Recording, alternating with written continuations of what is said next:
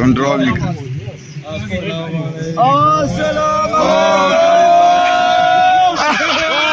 आपने कहा था, याद नहीं तुम लोगों को? और सर स्टोरी कैसे बोलोगे, ये तुमने काट ही दिया है।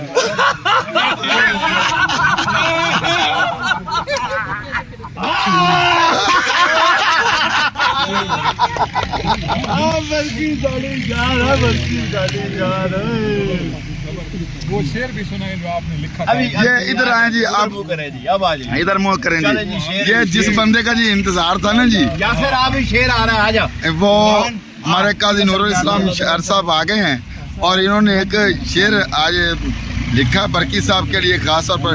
जो काजी नूरुल इस्लाम साहब क्या कहेंगे जी अभी रिहाई का? कैद खाना मिलेगा, कोई कैद खाना मिलेगा या हथकड़ी मिलेगी, जो हक का साथ देगा उसे सजा भी कड़ी मिलेगी।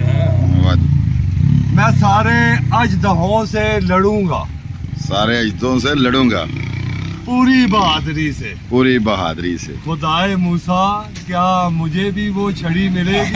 वाह जी वाह जी वाह जी। खुदाए मूसा, क्या मुझे भी वो छड़ी मिलेगी? मैं फूल भेजूंगा उसे जहाँ से मिलेगी मोहब्बत।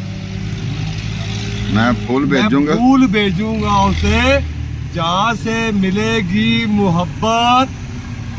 नाराए हैदरी लगाऊंगा जहाँ से तड़ी मिलेगी। नारे हैदरी। जाली